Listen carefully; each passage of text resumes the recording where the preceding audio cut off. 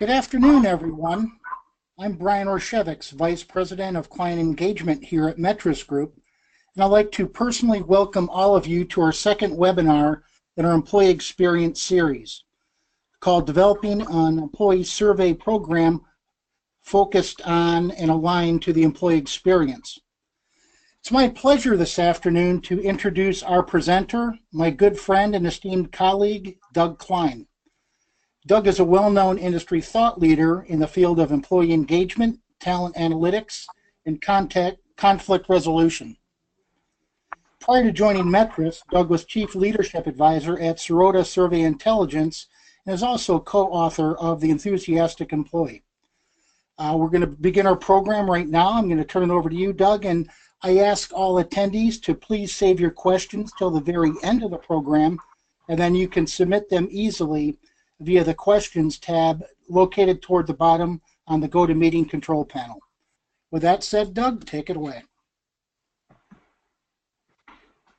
Thank you, Brian, and good afternoon, everybody. And as Brian said, welcome to the series. You know, the series is three parts. The first, by the way, is still available as a recording. If you look through the invitations, I think you see the link to get there. Each part is focused on the mission critical role that people play in executing a company's business strategy and helping it achieve its business goals. And so therefore, it's important to manage towards a positive employee experience. And that's really what the frame of the three webinars was, and will be. The first webinar was focused on what the employee experience is and what it takes to manage it. And today's webinar, as Brian had alluded, is focused on developing the strong assessment program. And we'll use the annual employee survey as the foil to help our discussion. And that'll become clearer as I click through the material. And then the final webinar on September 13th at 2 o'clock. We'll focus on how do you get all this funded? How do you sell these concepts appropriately to a senior leadership team? And so I know a number of you had been on a prior webinar, but some of you are new, so apologies, but let me just do a little bit for those who aren't familiar with Metrus. We've been around for a while. We consider ourselves a diagnostic. In other words, we do survey and assessment and talent analytics and solutions firm focused on talent advisory. A good part of our business, as you can see, is around survey and analytics, but also a good part of our business is around helping, especially senior teams, get their strategies right around the company as well as talent, as well as helping companies focus on culture and employee engagement and the like. We have a wide range of clients, and it's that wide range of clients that provides the experiences and the data elements associated with a lot of the remarks that we're going to make today about how to do this work. And you can see a number of our clients are large, some are small, some are in various sectors.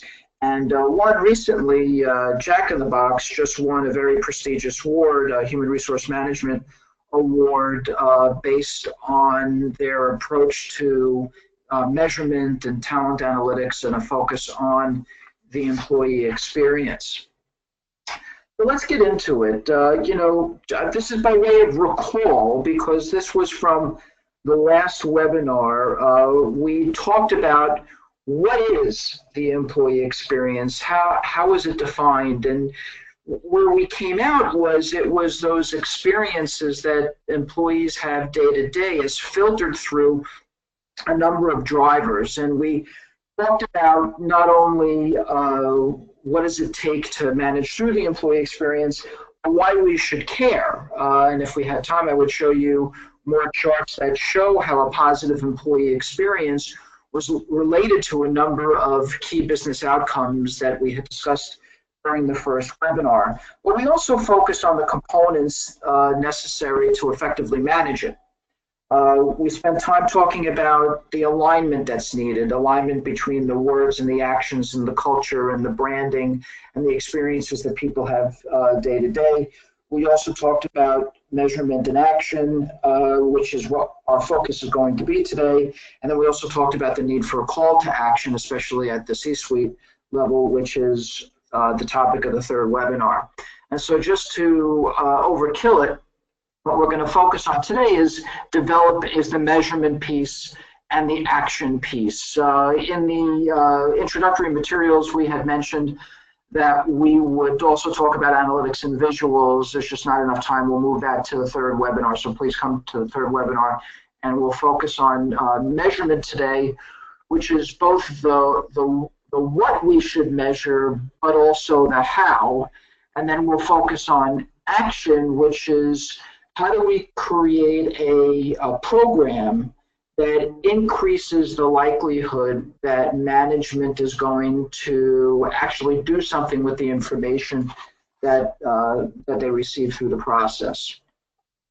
And then the third webinar will really be talking about how do you then take all this information and convert it into insights and the information necessary to drive decision making and resource allocation, in addition to talking about how to sell the program up through the executive committees and other senior leaders in your company.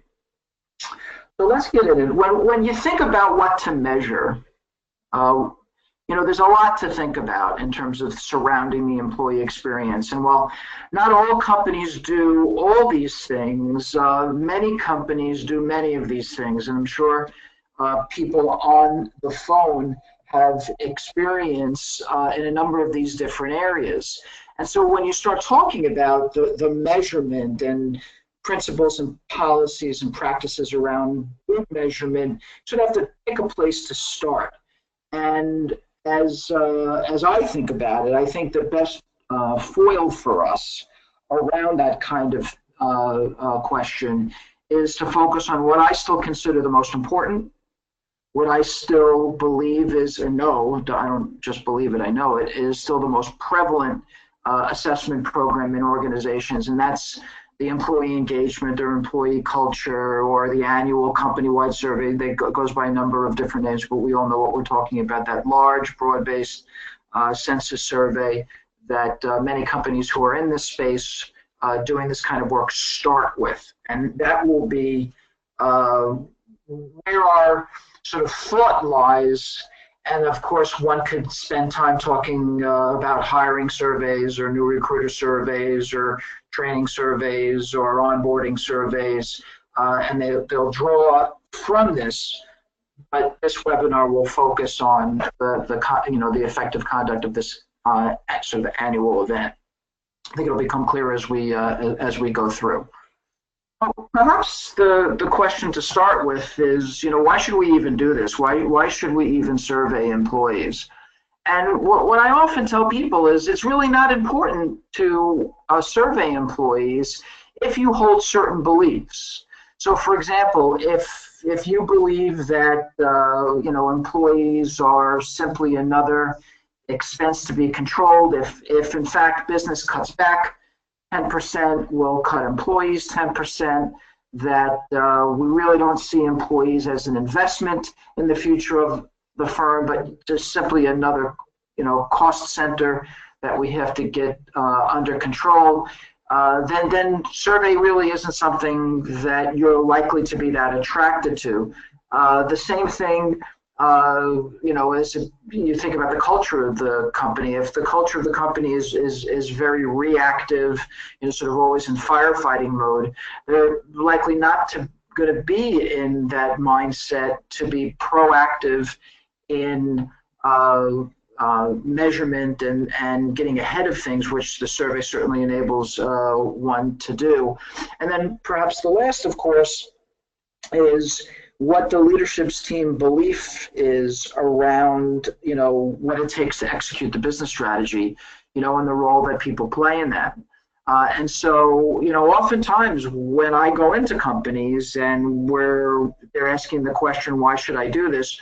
one can learn a lot just around these four thematic elements. And then, of course, the contra point that becomes very important to survey if, in fact, senior leadership believes employees are a major asset, if they run the company in a measurement managed way, if they do like to be able to anticipate problems before they occur, and if in fact there is that strong belief that how we lead and manage impacts employees, that then and therefore impact our ability to execute the strategic business plan and achieve our business goals. And so the follow-up question for that, of course, is then, what does it provide? If we're going to do it, what do we get from it? And so the organization gets this timely feedback and a baseline to measure the impact of the choices and changes that it makes, whether it's investing in people or investing in harder, assets and processes. The survey effort will be sensitive to pick up on those things. You get an opportunity to benchmark yourself against your peers during a similar economic period, to ask the question, how do we compare? You have a lifeline into the company, among the folks who are doing the work. I remember doing work for one of the automotive companies, and they were having a quality issue, and we did the survey work. And in fact, we had a lot of write-in questions saying, we know how to fix this thing. I can't tell you what it is because it'll disclose the company.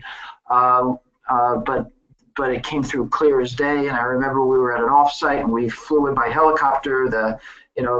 One of the quality plant people, and he sat down in front of the executive team and says, "We've known for months what's been wrong. It's this," and they fixed it. And this company went on to win many awards. And so, it just provides that lifeline in. It also talks about readiness for change. Companies, that are looking to grow and merge with other organizations. The survey can give great insight as to how well that merger and acquisition process will be, whether there's the processes, the decision-making, the communication, the alignment necessary to absorb or to grow or to change. And then last, certainly the survey is going to provide early warning indicators around what's going on, especially within labor, but certainly around the potential for customer dissatisfaction. When product quality goes south, the first people to see it before customers are the people who are involved in delivering the products and services. And so a good, healthy survey program will give you insight into dips in quality before they hit the marketplace.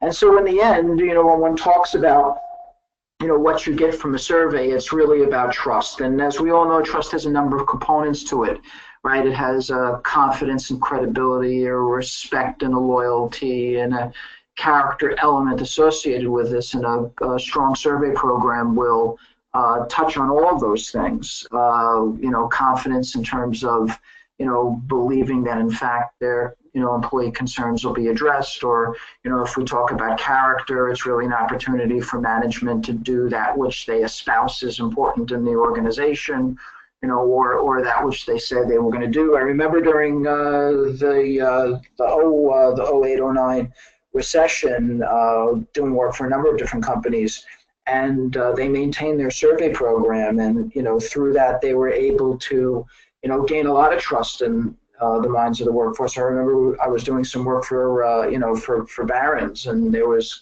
concern about job insecurity, and and they came through the survey and enabled the management of Barron's, the CEO at the time, to come in and say, we're not going to cut people, we'll cut paper.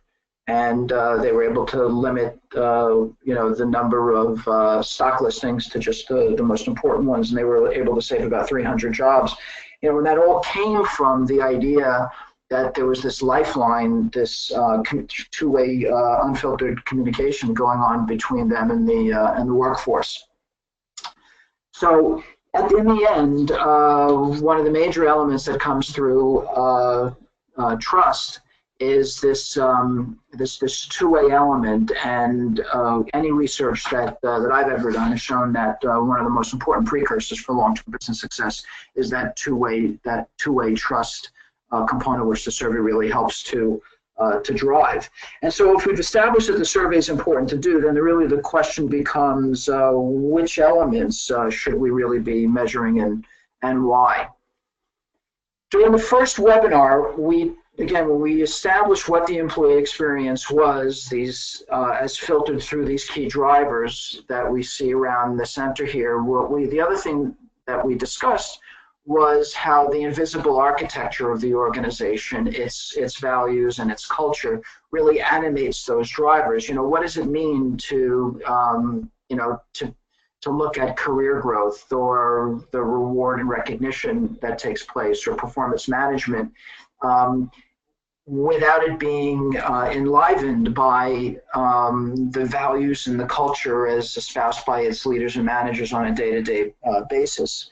And so it's exactly those things, those specific leadership and management practices that impact specific performance of employees, that ultimately drives their attitudes and performance and success. And it's those things in and of themselves that we want to make sure that we are going to assess. And so whenever you go down this path, the first place you have to start is with the deeply held beliefs that leaders have about people. Leader beliefs, the things that they believe when the lights are off and and they're alone, really drives the values and the observable culture in organizations. And so the culture at its source has this basic view that leaders have about people. And these beliefs that leaders have become self-fulfilling.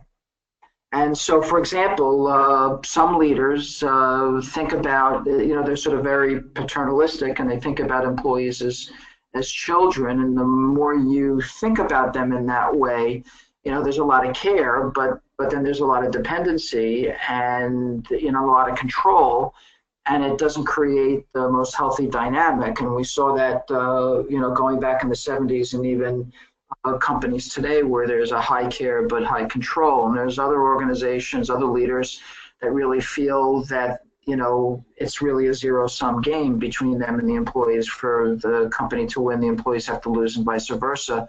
And so when you think about them as an enemy, they become your adversaries, and it becomes self-fulfilling in that way. Or, they think of employees really as just simply daily labor. They show up for work, we pay them, what more is there? And so there's sort of these zeros, these ciphers. And then there's other leaders that really, think about employees as partners, not in business partner sense, but partnership.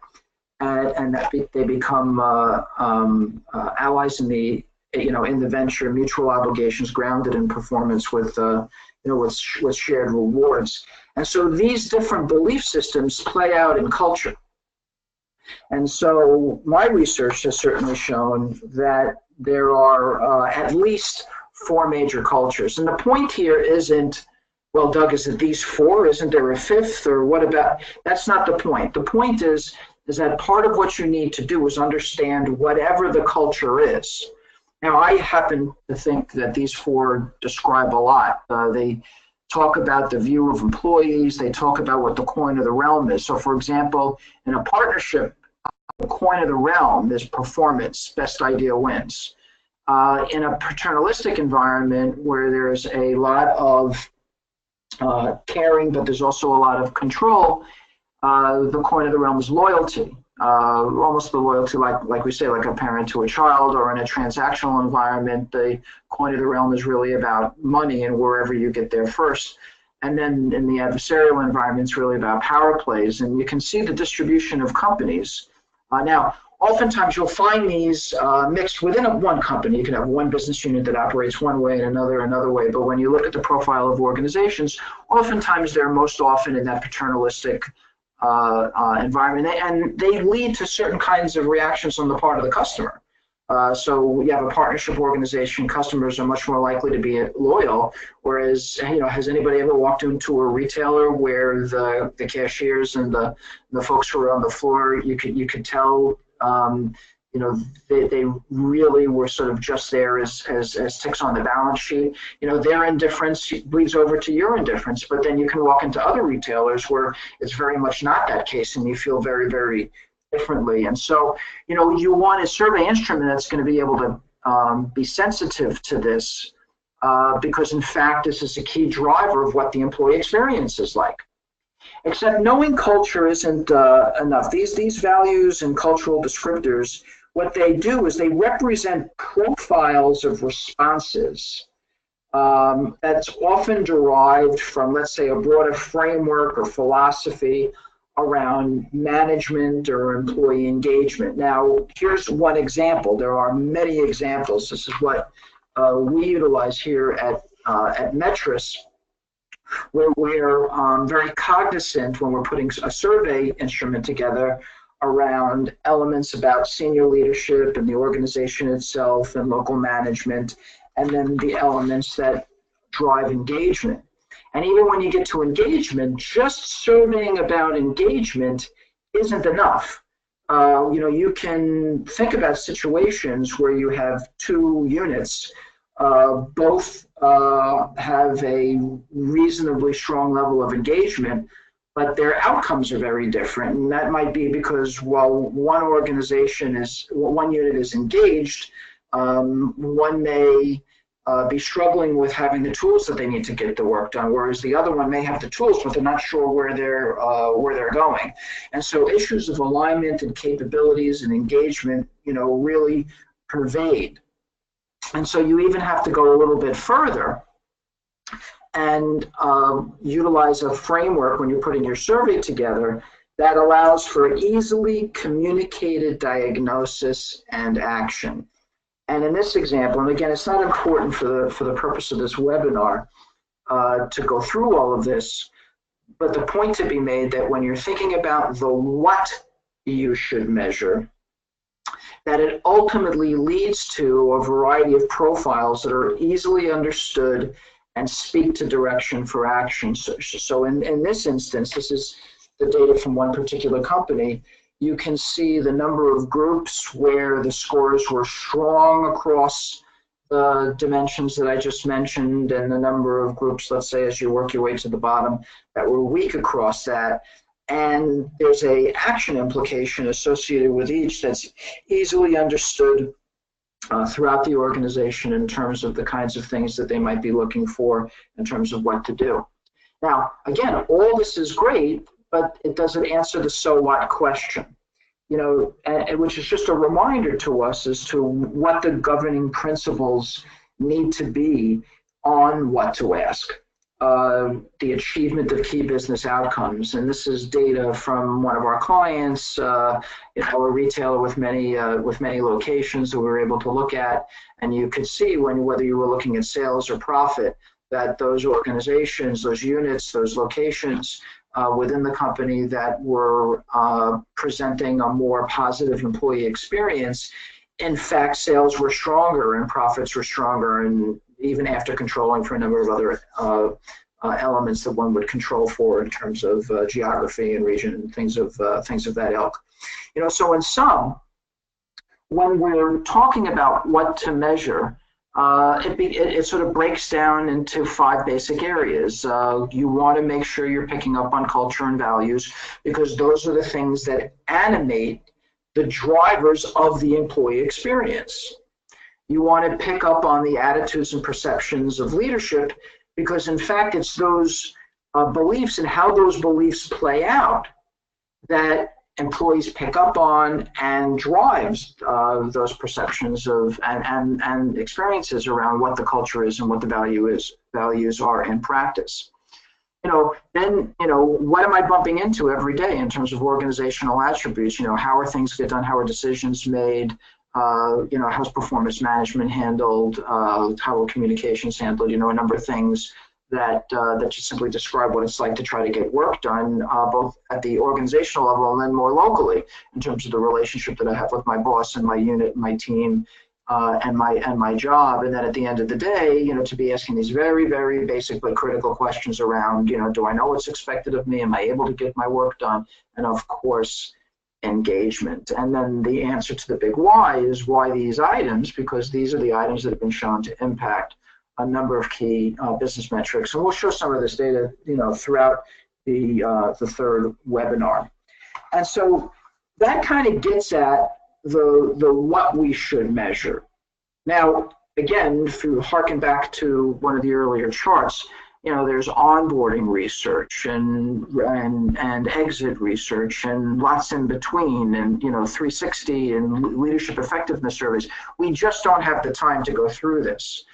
But at the end of the day, if we're only going to ask one thing from an assessment perspective of employees, this is certainly the place that I would start.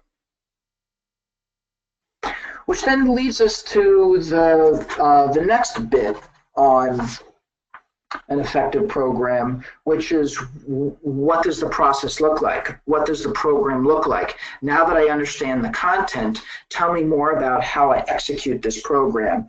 For those of you who are interested in more of a sort of how to do survey 101, we have now arrived, but with a little bit of a twist.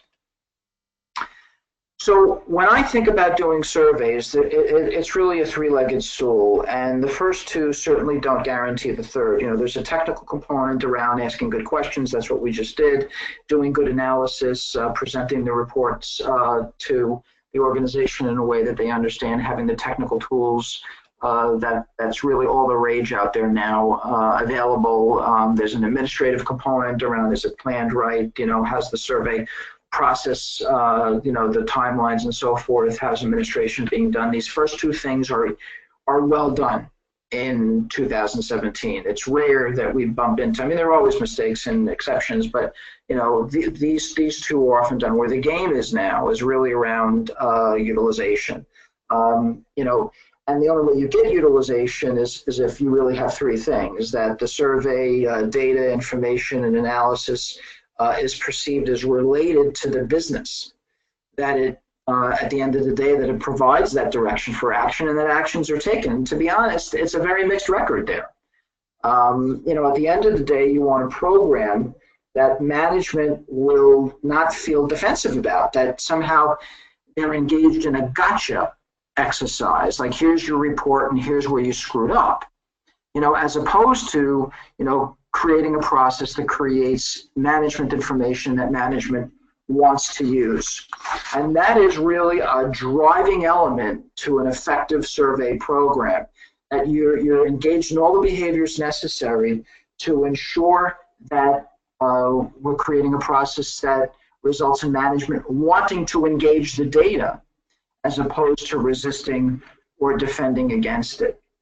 Now, to get there are a number of principles, practices, elements, call it what you want, that increase the probability that a survey done under these conditions will likely be used and acted on by management, because that's really the goal. And so I have 15 of them listed here, but why not 14? Why isn't it 16? That's not the point. Let's focus on some of the key messages here, and you'll understand why. The first, again, how do we conduct a survey that will be used? So the first is that it's not a happiness study, that we're focused on business outcomes, the execution of the strategic business plan, the obstacles, for achieving business success.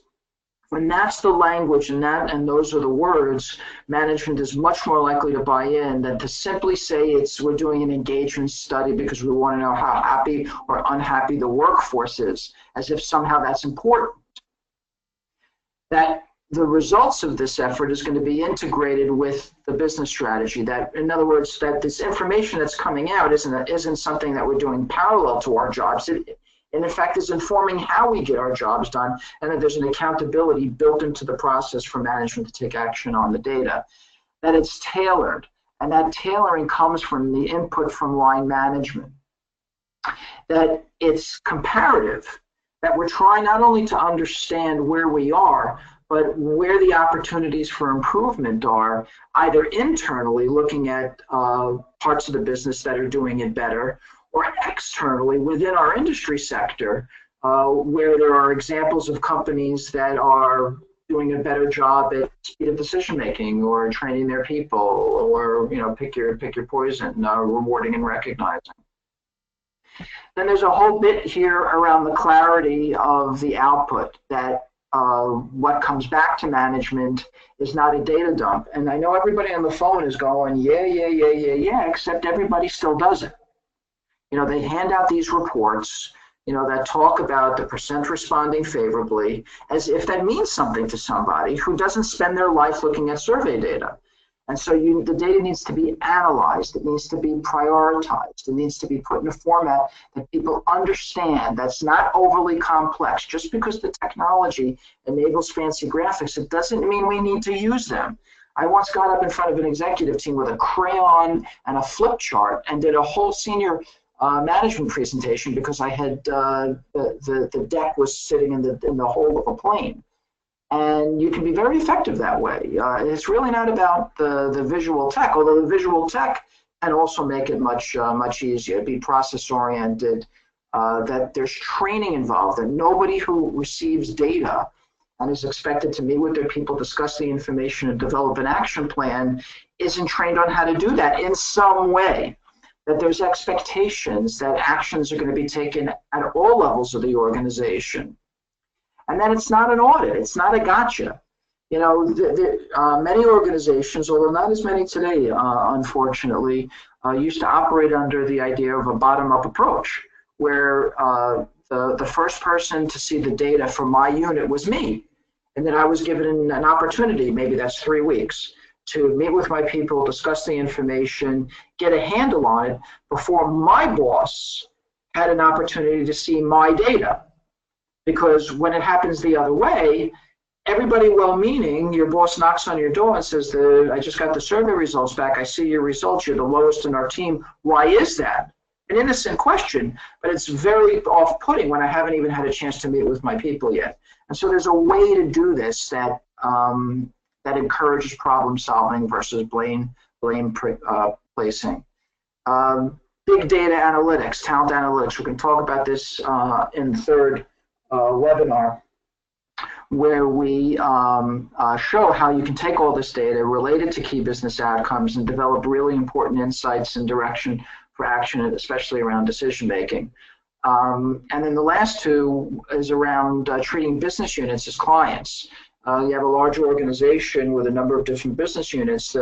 There's multiple clients, and you need to address each of those senior teams as a senior team. Many companies make the mistake of treating the senior team for the whole institution as quote unquote the senior client, and then they're just handing reports out to everybody else. It's a major action mistake, especially in larger organizations, but certainly true in smaller organizations. These business units are executive teams running businesses of their own, and they need the guidance and the attention and the help as much as the rest of the organization does. And then to do it over time. And the do it over time says two things. It says to the employees, you're a continued interest. And the second, it allows you to know whether any of the actions that you're taking are in fact leading to key changes in the way business is being done. And so, to the extent that these are organizing principles that you throw up all decisions around your survey against, you will be well served. The design is classic. Talking about pulse surveys is all the rage today. It's driven by technology, and then believe me, the technology helps. But this isn't new thinking. I can at least go back 30 years and remember having conversations about, should we be doing some tracking and pulsing using exactly those same words? And so I talk about classic research design. So classically, organizations struggle with, what should we do? Should we do simply the comprehensive effort, which is that broad-based survey, that complete diagnosis? The survey is longer, actions expected, at all levels. It's a bit more of an investment, and we'll do it once a year or once every 2 years. And ultimately, the goal is to integrate that, into the various management systems. And or do we then need a tracking study? or a pulse survey, or the opportunity to be able to do that work. Oftentimes these pulse surveys or tracking surveys, although they don't have to, derive from the comprehensive study. They allow an opportunity to ask time-specific questions about a variety of events. We don't have time to go into the obvious but myriad choices that exist there. There may or may not be an action expectation around that tracking or pulse. It's definitely much shorter, and the frequency can even be weekly. But the more frequent you get, the more often you are bringing in other elements. And that's kind of what I want to get to. After we lay out the process, we're going to get into some of the basic questions that folks have around some of these choices. We don't have the time today to sort of go through the basics of how does one actually execute a comprehensive survey. But what we certainly do have the time is to make a couple of points here. You'll notice that in a number of areas, we have to do the planning. We're talking about a C-level sponsor. We're talking about being clear about the business goals and objectives and how the survey supports that. And by the way, that then blows through all the communication. We talk about in the process involving of not only the CHRO, but the executive team as evidenced through the CEO on the basic parameters that we're talking to executives and we're talking to other levels of management and non-management, because at the end of the day, what we want management to feel is that they've had a major impact on the process and the design, the questions, how the data is going to be used. Because if they see this as HR's event, it's dead.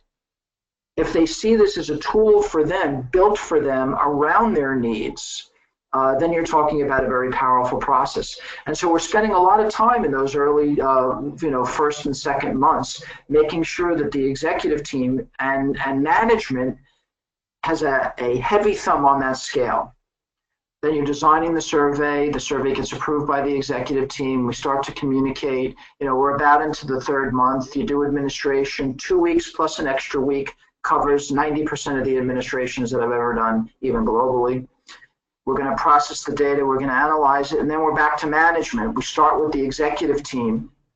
We are providing clear direction for action. Again, I know everybody on the phone is going, except I can't tell you how many times I see these decks. Wonderful graphics doesn't tell me what to do. Just doesn't give direction for action. And if you think about the executive team is kind of busy. They kind of need you to take a perspective and take a point of view.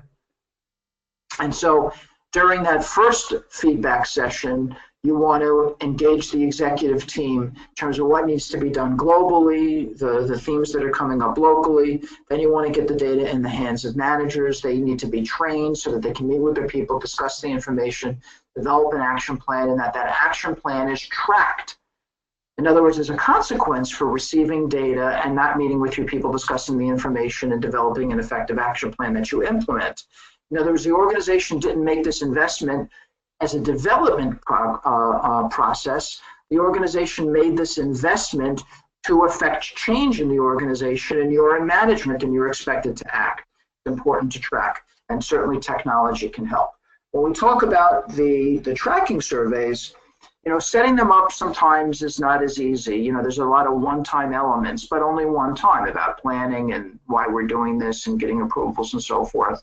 And then there are questions to consider around, what is the action expectation? Are these tracking and pulse surveys, who gets the data? Is there feedback? Are we expecting people to take action? And it can range. But at the end of the day, they all share the same thing. And the technology really enables this to be done quite easily, which is we'll notify the respondents, we'll do the administration. Although oftentimes paper becomes more difficult the more frequently you're doing this. A little bit of data processing, we'll analyze the data, and we're going to produce a report. And so, we have the principles on how we should conduct surveys. We have the process on how we should do a comprehensive survey. We have the process on how we should conduct a pulse survey. And now the question is sort of which one we should do and why. And so there's a number of basic questions that organizations struggle with. And for those of you on the phone who on the webinar here who are or also organizational psychologists and so forth, and I saw some of the names and I know you're out there. Even today, we can go to any academic conference and we're still talking about these issues. And the reason we're still talking about them is because they don't have a simple answer. When people ask me, how frequently should I survey, I go, I don't know how frequently you should survey. Let me tell you what the issues are. Oftentimes people complain about the yearly or biannual survey because it's too infrequent, that over a 3-week period doesn't represent a 12-month period, and that no matter how good a job we're doing, no matter how high the response rate, it's not giving us all the feedback that we need over a 12-month period. It's sort of definitional. And that we really don't want to wait 12 months or 24 months to see the impact of the changes that we're making on the heels of the annual survey, as well as things come up. And we need a lifeline into the organization. And so for all those reasons, the yearly survey is inadequate. So then they come back and they say, well, so we want to switch to more frequent pulsing. Okay, but that comes at a cost as well. In other words, if I'm giving up the comprehensive survey, well, then I'm not getting all those things we just talked about. I'm not going to repeat. But at the same time, whether we're talking about from the respondent's perspective or from the surveyor, administrator's perspective, or even from senior leadership, people get tired. Weekly, monthly, quarterly, having all this information come in, can we even absorb it? Especially in the face of, don't we have all these other listening posts about people? And my favorite one, just because we have the technology that makes it easy, doesn't mean we should really be doing it. There are some businesses where turnover is high, the industry itself is very dynamic, and one can make a strong argument that changes occur on a quarterly basis, and we need to be on top of that. But most organizations aren't like that. Most organizations turn over somewhere between 5 and 15%, even 20%, and things just don't move that fast in this space when we're talking about surveys. And then at the end, all the technology in the world doesn't work if managers aren't meeting and having discussions with their people. And I would much rather see that than just even more frequent pulsing. Have your annual survey and then come up with a process where management, where leaders are meeting with their people and finding a way to share those discussions up the line. You might be much better served. And so oftentimes where I'm coming down with my clients on this is really around action. And is the data that we're collecting driving decisions and driving actions in the ways that it needs to in order to, as I say here, move the ball forward? Or are these great questions that are being asked on a weekly, monthly, quarterly basis, but the organization really isn't doing anything with it? It might be satisfying, as I say, satisfying curiosities, but it's really not in a position to make business decisions based on it. And so, that's where you have to be careful on sort of what to do. And so, for those who are ultimately going to ask me, what's my opinion on this, is I think organizations need both a comprehensive program and the capacity to do pulsing. I think it's a good idea to do at least one pulse 6 months out, and one can talk about pulse on what, but I think that's a good idea. Beyond that, it really depends, and it depends on a lot of the issues that we're talking about here. The next point that comes up often is around whether the survey should be anonymous or identified. The question is not, is it confidential? In other words, employees should always feel that their data and information is protected, that their personal data, their responses will not be identified in some way. But there's true anonymity where no one knows, the survey provided, nobody knows who answered this particular survey. Or there's the identified method where, in fact, we do know who responded. We're going to handle the data confidentially, but enables us to link back to other information that we know about people in the HRIS system and the unit and so forth that enables us to do more in-depth analysis. The industry is definitely moving in the identified direction. All the research and research that I've done, research that others have done, shows that, while you may have some blowback from moving to an identified survey, it's really very, very minimal, and the benefits far, far outweigh the costs. That said, there are still choices. It's good to do an anonymous survey when trust is low. If the HRIS system is not strong, or has a lot of error associated with it, if there's only a basic IT infrastructure, there are still some businesses where there isn't easy web access for employees. Not because of who they are, but because of what they do. They're out in the field all day and so forth. Whatever that reason, it may just be easier for the survey to not have all those identifying elements around it. Or if we're in an organization where there isn't a lot of experience with things like single sign-on and personally identified processes. There's a lot of companies where the benefits are done that way, and so there is already comfort that the organization is going to handle confidential information in a way. Or in the last, that really the goals are very limited. But in the main, the industry is really moving towards the identified survey, really without anybody really missing a beat there. The next question is really around, do I survey everybody? Now, people may think that the comprehensive survey that's done on a yearly or twice yearly basis is always a census, and it almost always is. But one still should always ask the question, do I really need to involve everybody that I want to involve? A census survey has a number of elements associated with it. It's when you invite everybody, it's a symbolic act that we're all in this together.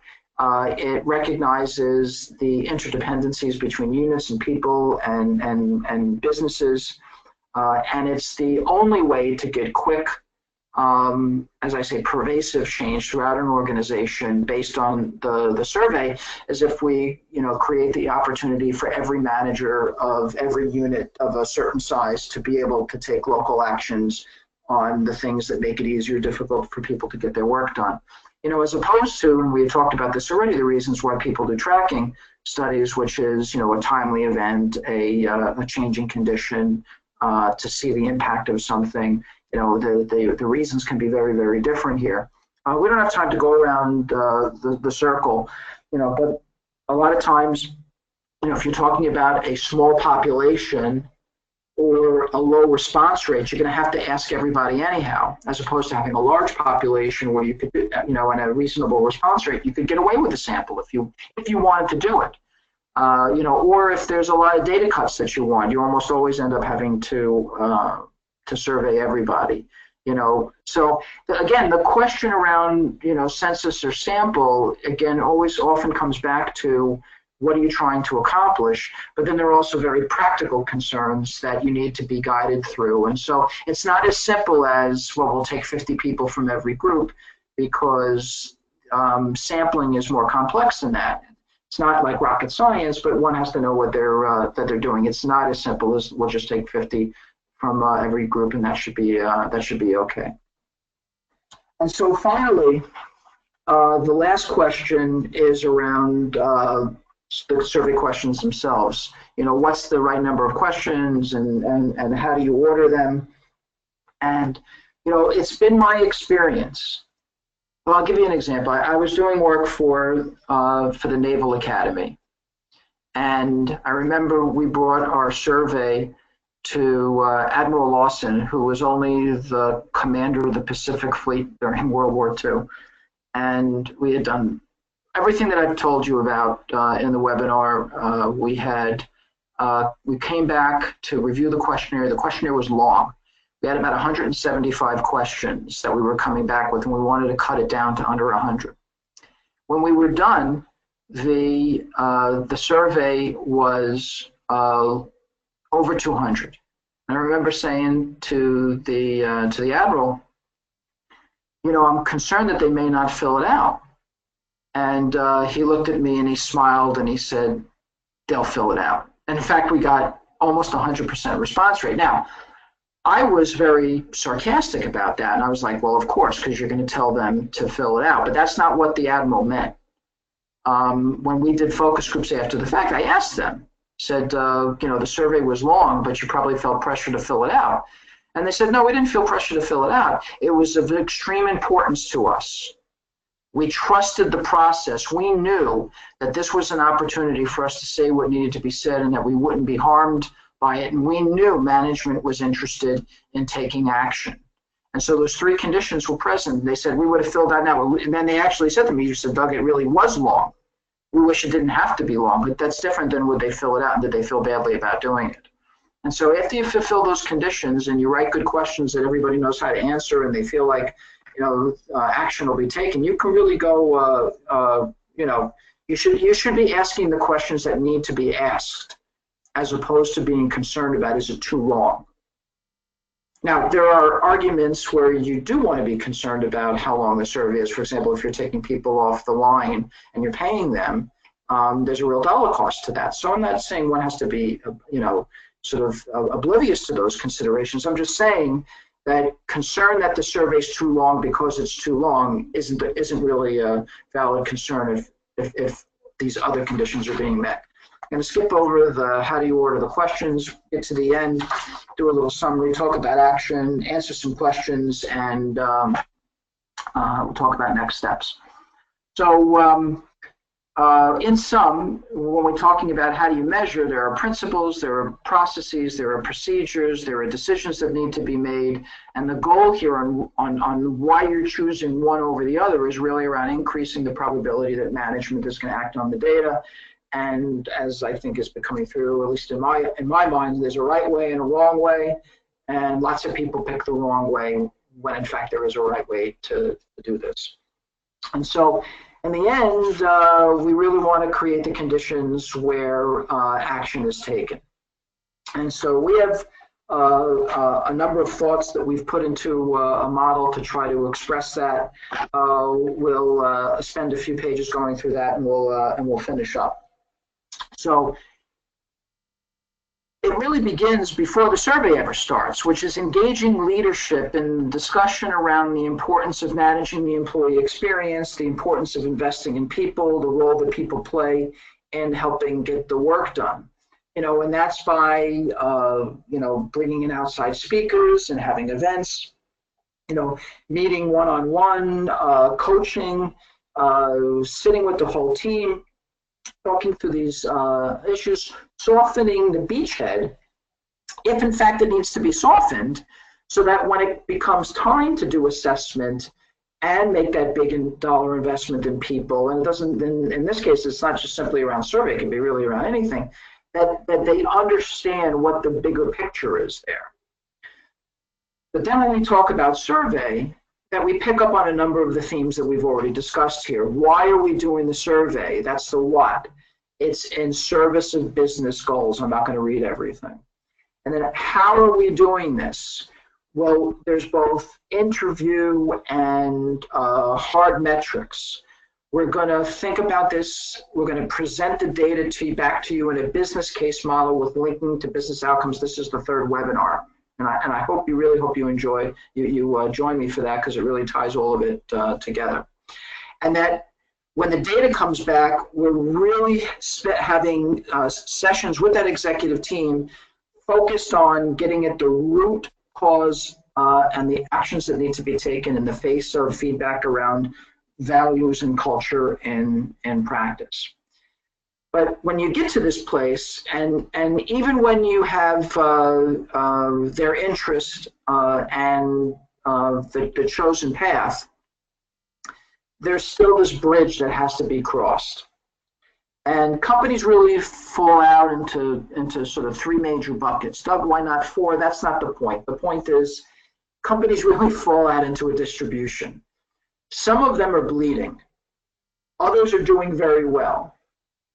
And in all cases, there has to be an additional investment of time in managers with skills and discussion so that they're able to then take the information that you've provided to them and translate that into the actions and the strategies and the implementations necessary to achieve business success.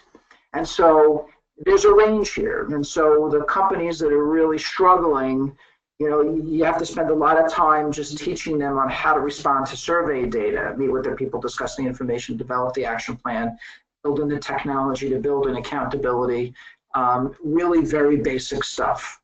Those that are in bleeding that are more typical, one still has to do that first bit, but then on top of that, there's often manager skills trainings that has to take place, around the management of people, the management of teams, communication skills. And it's a fantasy to think that somehow by measuring these things and showing that data to leaders, that somehow they magically become good at it. And then the last, of course, is around the high engagement companies where, oftentimes the focus is not so much on the manager skills training, but sometimes on personal obstacles that people may be plagued with. We're really working towards new behaviors and new, and new thinking.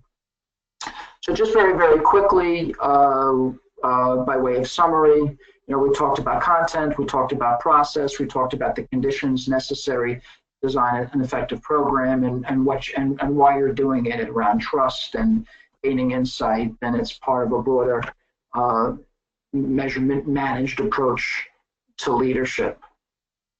And so I know we're getting to the top of the hour and there's probably questions. Our next webinar is going to be around talent analytics. How do we convert all of this information into insights? And then the second part of it really be about how do I sell this information up to the C-suite? Is leadership really the obstacle, or is it us? Have we really learned how to communicate to management in a way that enables them to say yes to some of these programs that we want to implement in the company? And we'll spend a lot of time talking about that. So, Brian, I know I didn't give you a lot of time at the end here, but is there a question or two hanging out in the wings? Yes, well, you rarely leave me much time, Doug, but I'm used to that. Yes, at this point, I encourage all attendees to submit any questions via the questions area located toward the bottom of the control panel. Just want to say, Doug, nice job, and thanks for sharing your insights to make us all a little bit more smarter on aligning the employee survey with the employee experience. I know that for me personally, I learned a lot of valuable best practices and key takeaways, and it really gave me some new ideas to think about when advising companies on what they need to do to take their employee assessment programs to the next level and really demonstrate the business impact. So with that said, I have a couple questions coming in, and we'll start off, Doug, by asking you, can an employee survey be successful without CEO and leadership involvement and support? That's a great question. I know some folks are going to start to drop off, and that's okay. We will make the deck available for folks who want. Please be sure to reach back. And we're certainly happy to engage in additional discussions with folks if they have questions. Again, just reach out. For those that want to hang on, we'll stay a few minutes, answer a couple of questions. The question was around, can a survey effort really be successful without the senior leadership, especially the CEO, involved? The short answer to that is no, not really. You can have some success at the lower levels where you will be able to move the ball with some local units. But oftentimes the success of an organization is governed by leadership and management practices that derive from the top. And to the extent that you don't have an executive team fully invested in this, you're never going to be as successful as you possibly can be. And over the long run, they're going to see that. They're going to see that senior leadership isn't involved, and that kind of thinking is going to roll downward, and the process will really end up being simply a tick the box. And so, oftentimes it's better to skip the years and spend a year engaging the senior leaders in a belief, dealing with their deeply held beliefs about people, than it is to go through the process of doing the measurement. So, for me, it really is among the most important things, and it's not something that I'm comfortable moving past, unless I've really worked hard to try to gain their support.